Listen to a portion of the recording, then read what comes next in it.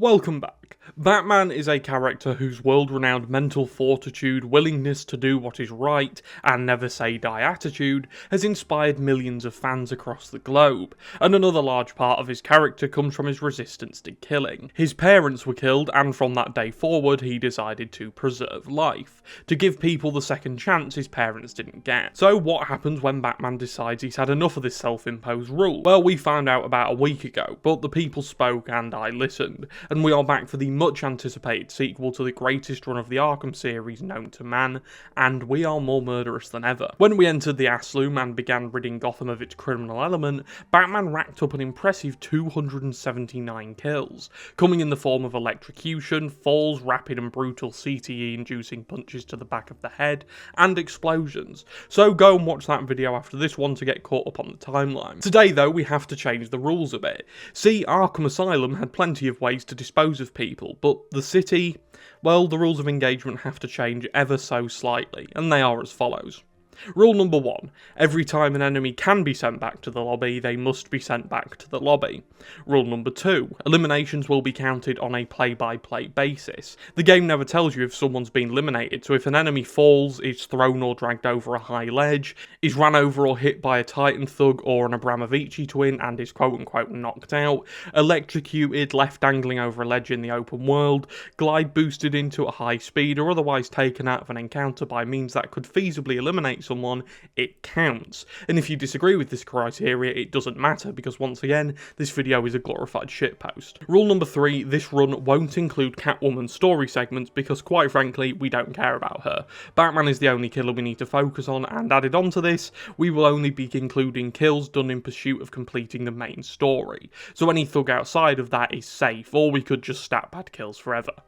And finally, subscribe. We need to hit 5k before the end of next month, or Batman will throw me into the path of a charging titan.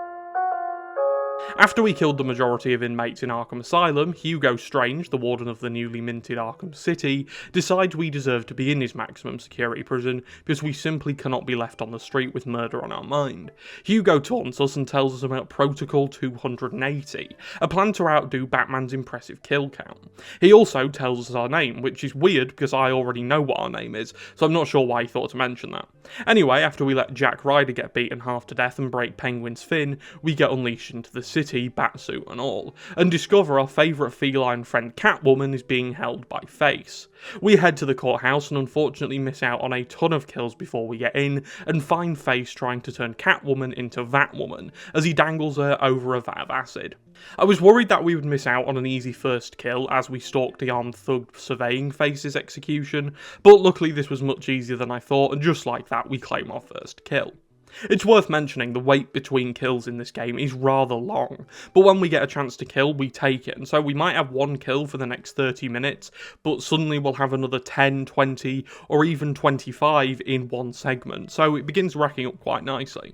Batman saves Catwoman and nearly gets quickscoped by Jonkler, who's perched atop the church with an intervention, and so we head over there to see why he would try and kill us. I don't know the answer yet, but I'm pretty sure he's still jealous that we murdered our way to the crown of Best Killer back on Arkham Island. Unfortunately, Harley Quinn is here, but we brush her aside as we have to save these hostages. Batman confirms the explosive gel is in fact lethal when detonated next to someone with no plot armour, and we climb the spire and find that Jonkler isn't even here. He tells us how jealous he is of us before trying to blow us up, and we escape his trap and begin tracking him. We track him to the steel mill, and sadly there are no kills for such a long time here, but eventually we get our first real stealth encounter and start racking bodies up. 6 armed guards stand between us and our quenched thirst for death. This section just threw me off. It went against all of my natural instincts. I had to actually physically stop myself from going for the double silent takedown, but I'm a man of focus, commitment, and sheer fucking will, so I stopped myself and reopened our murder account with the classic, pulling this guy over the ledge to his death. His friend joins him a few seconds later, being pulled to his death. This is followed by another classic explosive gel wall to the skull to grab our 4th kill. After some light fumbling, struggling, I was met with a nice little hand grenade. A helpful gift, but sadly we can't pick it up and throw it back, so we disappear again. The next guy is disposed of again, pulled over a tall ledge before the penultimate thug was taken out with a good old delayed inverted takedown. I've named it this because to confirm the kill, these are the official rules to this run by the way, you have to wait until they stop moving before cutting the rope so their limp body drops to the floor below and kills them. And to finish this room off, we pull the final guy off this ledge and finish the room. We sadly have to save this doctor, but to make up for this clear breach of our murderous boundaries, we grab the wreck gun, my beloved. We make our way to find Joker and tell him to stop trying to outdo us, but we're met with a swift kick to the face as we meet John Hamm. Mr. Hammer here will be the vessel for our murders in this section, because if we use the wreck gun on him, he'll giggle? Okay, that's weird. Freaky motherfucker. But he'll also do a cute little spin for us, and within that animation, he'll hit enemies with his comically large sledgehammer. And since we're inducing the spin, they are our kills. There are 9 enemies here, but 1 is our greatest weapon, and so he doesn't die. So we'll add 8 to the count, all murdered by our wreck gun spin attacks. These are easily some of the more definitive kills, because for the most part, he hits them right across the back of the skull, and considering Mr. Hammer and, spoiler alert, Mr. Sickle are both like a good 7 foot tall and pure muscle, a swing with a hammer which probably weighs a fair bit to the back of the head, or any part of the head, must be an instant kill. Anyway, we take down John Hammer and see Jonkler. Dead. We finally got him. It was delayed, but we finally stole the crown for good. We are the best killer. Ouch. Okay, Jonkler isn't happy with us, and he's injected us with liquidized CBD, which means in a few hours we'll be too relaxed to kill anyone. He's also got the liquidized CBD in his veins from our fight back on the Asloom, but who cares? If we die, he'll stand atop the serial killer mountain untouched. Joker kicks us out of his house and tells us to go and find Mr. Freeze, so we can grab ourselves a cure for our ailment, the orange dreamsicle rain body fuel, not sponsored. We head over to Freeze's pad and find it overrun with armed goons. I assumed it would be quite easy to outgoon these 5 goons, given the walkway above them I knew was there. However, they just wouldn't go over it, bouncing off it like it was made of rubber. However, as we did in the Asloom, we improvised, adapted and overcame, and made good use of the explosive gel walls, tricking one enemy into falling into the trap. We repeat the same trick, using the other wall as a weapon, leaving 3 enemies left for us to deal with. Here's where it got slightly harder, since we'd have no surefire way to deal with them. But I am evil Batman, and I always have a plan. After all, this game did come out nearly a decade and a half ago, and so I've had plenty of prep time. We used the remote batarang at full speed to knock the last 3 guys up into the air and right back down, in what I can only describe as a moment of pure genius from myself. It's here it became obvious we couldn't get near Asylum's count despite the bigger volume of enemies to kill, but we continued on nonetheless, using our elite hacking skills to join Penguin's Xbox party chat and listen into his plans and finally get into the GCPD. We're faced with our next challenge in here, another 5 armed thugs. This time though we'd have a few more options to work with than we did outside. We rigged the room with explosive gel before we made our move, allowing us 2 free hits should we need them, and trust me, we definitely did. Our first kill falls victim to the old explosive gel trap, being added to the tally. We then used ourselves as bait to try and lure all the remaining enemies into the next explosive gel trap, but they used a pincer maneuver and this left us stun locked as we tried to frantically get a kill. We did just that and added another kill to our tally, escaping by the skin of our teeth. The next 2 kills were 2 I had a lot of time trying to figure out how to get like a dumbass, before I realised that enemies still fall over ledges using the back claw, and that hasn't changed in the last 30 minutes, so we did just that, pulling our final 2 victims over the ledge before the final one, in a pretty cowardly move, gives up, robbing us of another kill. Mr. Freeze is held in the museum by Penguin, so we head over there to save his cold ass. When we get there though, Penguin has set up some jammers. He's obviously aware of our lust for blood because this detour pads our numbers out nicely. These guys aren't added to the graveyard and get away scot-free, well, maybe a few broken bones, but nothing major. Our next count goes up while taking out the second jammer. I had to get pretty creative here because there isn't much you can do, but given the rules laid out to me by the human anatomy, I was able to kill everyone on this roof. We started with a nice little ledge takedown, leaving this guy to hang for an undisclosed amount of time. This is where I decided to add this rule because we don't know how long these guys will be hanging here. Could be days before anyone finds them after Arkham City is shut down. So they are getting counted as a kill if they're left hanging in the open world. So whether it's by heart failure, brain hemorrhaging, ruptured blood vessels, or blood pooling in the brain, this dude dies. Next up, we use the remote batarang on this clown to knock him down a flight of stairs after gaining an alarming amount of air, hitting the ground and dying. I then spent an alarming amount of time trying to replicate my success, spending 10 minutes trying to knock the 2 remaining guys off the mortal coil with remote batarangs. Seriously, it got to the point of insanity. I was just repeating the same thing over and over and expecting a different result. I decided to just use a ledge takedown to take down the penultimate guy, and then finish the last guy off with another ledge takedown. Next up, a detour down under, a place full of creeps, critters and clowns. No, not Australia, the Arkham City train station.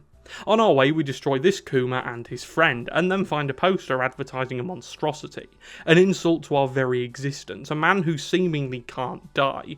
Absolutely disgusting. Anyway, we find ourselves faced with 5 more victims. We drag our first one directly onto his face after he leans too close to the ledge. In one of my favourite kills of this run, we then glide kicked this poor sap onto his neck from the top of the train car, leading us to reposition, readjust and repeat the process to grab our 3rd kill of the room. Our final 2 targets were rather elusive for a while, not giving up much opportunity to strike. However, call us Carmelo Hayes because we don't miss, and we drag this guy to his death using the back claw. After several minutes of stalking, we managed to sneak up on the final victim and kick him from atop one of the train cars as he crashed down to the floor below, puncturing a lung and dying. After completing our mission, we head back up top and fight off yet one more group of lucky thugs, as none of them are killed, but all are injured before we get back into Cobblepot's Castle of Creeps. We meet the Funkasaurus and find what should have been a layup kill, an open net for the experienced killers among us. However, the physics of this game do not make sense. See, in stealth, armoured enemies are pretty easily disposed of using the wreck gun. If they're near a ledge, they can be shot over the ledge and be taken out upon impact. But as I found out here, in combat, these rules don't apply. I tried to manipulate this guy for ages, running up and down stairs, using his friends as barriers, using gravity, electricity, earth, wind and fire, but this absolute meathead would not stay down. He had relentless plus and just never gave up. Apart from gaining my utmost respect because of his will and determination, he also annoyed the life out of me, so I ultimately decided to put him out of his misery. Missed out on a kill I felt was rightfully mine, and spoke to this undercover cop. Sadly, we do have to save his friends, a disappointing start to what I thought would be a murder-filled affair. However, it isn't going to stay disappointing. We make our way through the museum and eventually find the miniature manager, who tells us he's been told by Joker that we're trying to outkill him, and to do this we need to live longer than him, and need the elusive orange dreamsicle rain body fuel. And Jonkler paid him the same amount of money I made from the Arkham Asylum retrospective to stop us. So, I nearly cried recording this because we get a fat hit of nostalgia, as we're able to get kills by way of an electrical fence, a memory of the asylum brought into the city and ready to make our numbers go up again. So I'll cut the prolonged play-by-play. We got a massive 18 kills here, a lot more than I thought we'd have at this point, and I was so happy with this. I knew this section was coming and kind of put a lot of focus on making sure everyone in this room died by it, because if you remember back to the asylum, Gotham is full of thugs with extremely weak hearts, and they do go into cardiac arrest instantly when faced with a jolt of electricity. But the fun is not over yet, because we have a friend to visit us. Penguin drops a Titan thug down to help us, clearly turning on the Joker, taking his money and running. The real heist of the century. We get 14 kills here by my count. It got a bit messy in there, but between the electric fences and Terry the Titan, named after Terry McGinnis, and well, this rolling donkey kick into the fucking stratosphere, as you can see by the gameplay, I did consider restarting here, but oh my god, this was too good not to count. Batman rolls, uses the momentum of the roll, and sends this guy flying about 15 feet into the air before he crashes down onto his front, and I don't care what you say, dies. Unfortunately though, Arkham gods give with one hand and take with the other, as we don't get another kill for a while, and in that time we have to save these cops because apparently we're still on the same side, we're still trying to save lives, and we're still the good guys. But the gods send us an offering as we make it into the pterodactyl room, or whatever the hell it's called, because atop the bridges, the great connector of sides, stands 2 free kills. 2 men are dragged to their deaths by our backlaw. Lovely. 4 remain. now 3, now 2, now 1, now none. This room proved to be a lot easier than I anticipated. 5 backclaws and a ledge takedown were all we had to do to complete it, and it went by just like that. The final guy also gave us a very cinematic death, which I will now slow down, put a black and white filter on, and let you watch with sad music playing over it.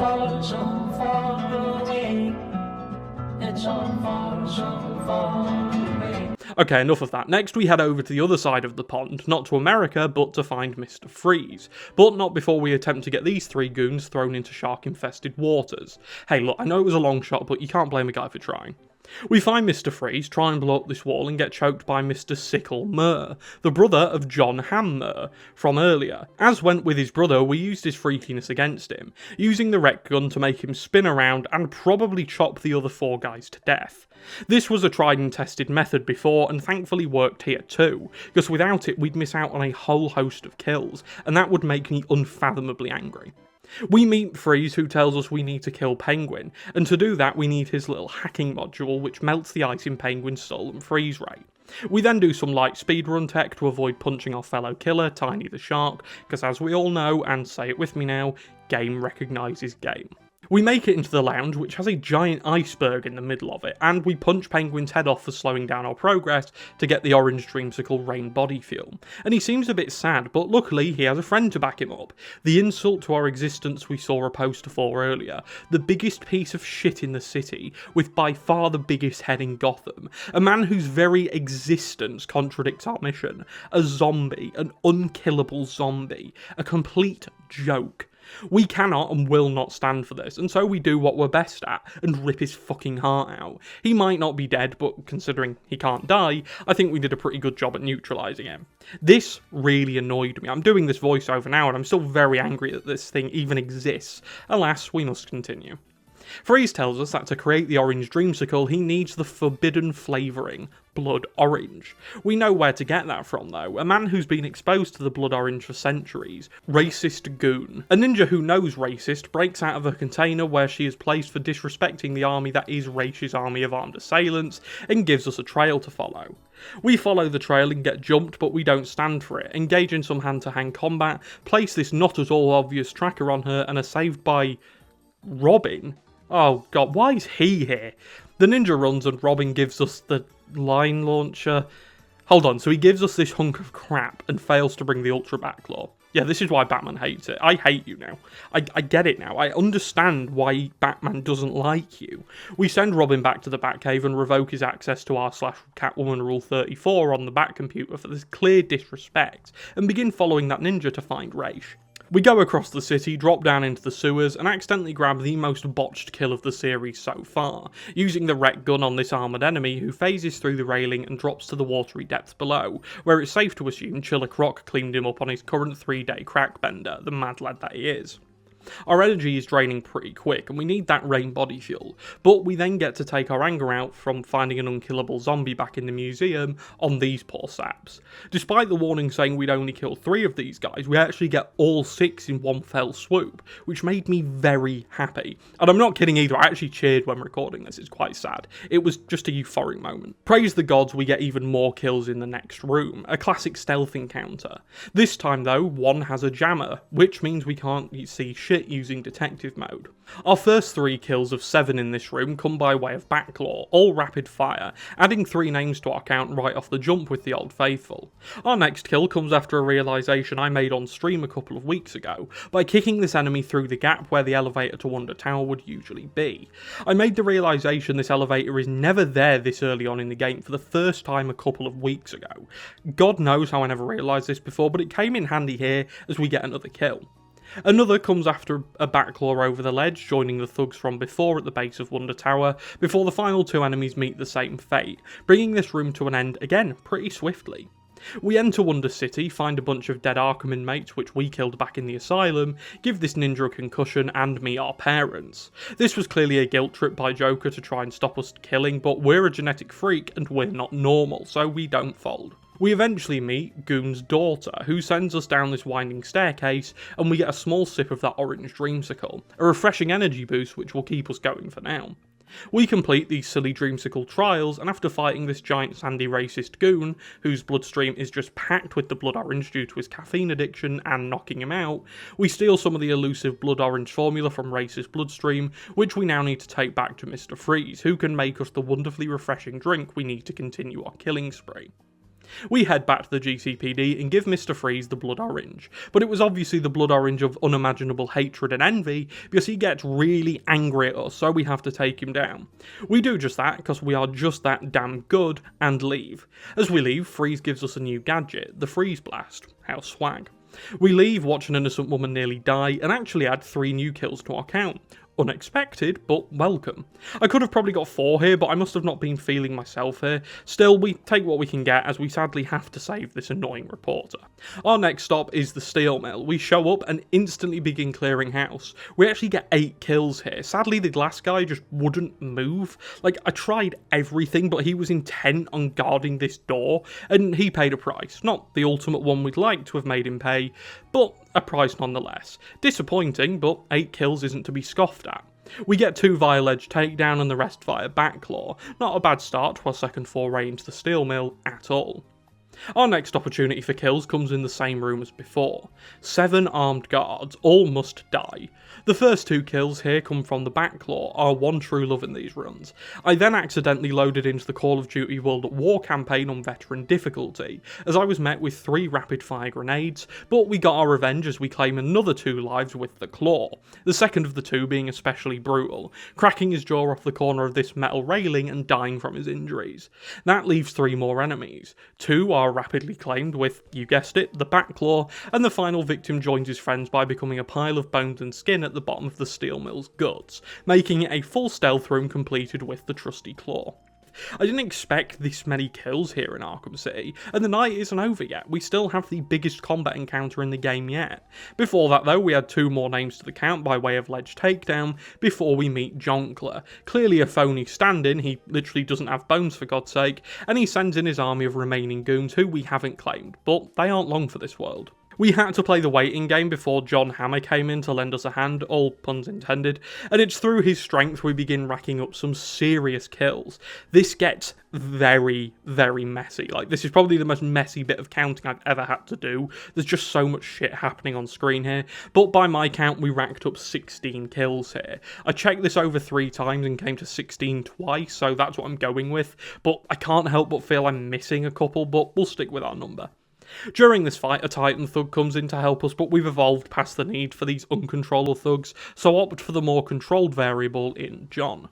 John gets us all of our kills in this room, and after we take down everything including John, the Titan thug, and Jonkler, Jonkler gets us crushed by some rubble. But we don't go down that easily, and Talia saves our life, as she offers Joker the power to become slightly worse than Rexplode. But we're the man who jonkles, and Talia knows this, so she'll tell us to follow our murderous rage. We then get saved again by Catwoman as we discover Protocol 280 has begun, and Hugo Strange has begun his plan to outdo Batman's kill count back on the Asloom. This plan throws us into 2 minds. Do we save our side chick from the Jonkler's plan to become mid, or save our own ego and stop Protocol 280? Well, we ultimately decide to do both, but save our own ego first, and after adding 2 more names to our count on our way into Wonder Tower, we meet up with Man at the bottom of Wonder Tower again. This room allows us to add 8 more guards to our count, which is a good number this late on. We do this by using the newly named Manclaw. Of course it's the Manclaw, what did you expect? But no, seriously, we grab a few kills with the Manclaw, but also mix it up with ledge takedowns. This means the enemies don't know what will hit them, our ranged move or our slightly less ranged move. We really make the most of the stealth systems in these games in these runs. We get to the top of Hugo's House of Horrors and miss out on some kills here. No worries though, because after using a glitch I remembered from my childhood days on this game, we make it to the top of the tower. The enemies don't see us and then become invisible when in detective mode, because we chose to try and be clever. And remember guys, no one likes a smartass. So we reload and head back to the midsection of the tower, climb the proper way up this time and reach the top of the world. 6 enemies stand between us and our bruised ego's attacker, so we have to dispose of these dipshits the only way we know how. Ledge takedowns, oxygen deprivation and the Manclaw. After stalking our prey and eventually getting the best of Hugo's homies, we finally get our hands on the man himself, the orchestrator behind Protocol 208. Oh, he's dead. Turns out Racist Goon was behind it this entire time. Oh, he's dead too. Alright, no worries, no hard feelings, guys. We don't add any more kills to our tally here, but Joker still has Talia, and that's our last stop, our date with the elusive orange dreamsicle. On our way in to meet the Jonkler and Talia, we get a nice batch of victims. Our final batch, but not our final kill. Through ledge takedowns and grapnel-powered head slams onto concrete roofs, we're able to claim 8 out of 10 possible kills. It wasn't possible to kill the final 2 guys standing between us and the sweet orangey drink, but alas, we made good progress here, adding 8 victims to our count before we finally meet Jonkler. Jonkler tells us he is sick to death of our killing spree. Oh, he's dead too. Oh, she's dead too. Shit. Oh, Joker's alive? Wait, the other one's alive too? It's crazy who you run into at airports. Jonkler hired Cassius Clayface to play him, clearly threatened by our alpha serial killing playstyle. So, after freezing Mr. Clayface and being blown up right back down to Racist Goon's hideout, we find a bunch of clay monsters. Sadly, none can be claimed as kills because, well, they're made of clay. It's kind of hard to kill clay. Alas, we try our best and take Clayface out of the equation. We finally grab the orange dreamsicle and take a swig of it. The swig we needed to bring our energy levels back to life. A truly amazing moment. The night's hard work came to a satisfying ending. Jonkler wants some too and stabs us to get it, spilling our final can of it all over the floor as he begins lapping it up like a mangy dog. Joker begins, well, dying, and in something I can only describe as truly poetic, we tell Joker that even after all he's done, we still would have killed him anyway, as the man who Jonkles takes his final form as the king of the killers, as Jonkler slowly, happily dies of his ailments, leading us to parade his body around Arkham City as a sign of victory, a human-sized trophy. On our victory lap, we meet Harley Quinn, who looks distraught, Jimmy G, and finally Catwoman, and we tell her there's still bodies to be claimed here in Arkham City, bringing the night's events to a satisfying end, and adding Joker as our final kill of the run. And do you want to know something funny? I don't care if you disagree, we earned that kill. So, we made it. The second game is down. The man who Jonkles is left standing atop the serial killer mountain. But how many kills did he get this time? Well, according to my count, he got 150 kills this time around. Am I impressed? Yes, I actually am. I genuinely thought we'd get about 40 due to having no electrical fence to fall back on. I'm happy with it, and our ultimate kill came in the form of Joker, who, since we touched him last and we made no effort to help him get a sip of the dreamsicle, does count as our kill. So, thank you for accompanying myself and the man who Jonkles on our journey of self-discovery, murder and victory. And if you want to try and improve on this score, do. Seriously, it's also fun and I really want to see how far we can push these goofy-ass runs. So, thank you for watching, leave a nice comment about this video to boost my ever-fragile ego, and don't forget to subscribe. We're insanely close to 5k, which would be mental to hit. So, join us. Join the fastest growing channel named Charles Cardy on YouTube, and I'll see you next time. Goodbye.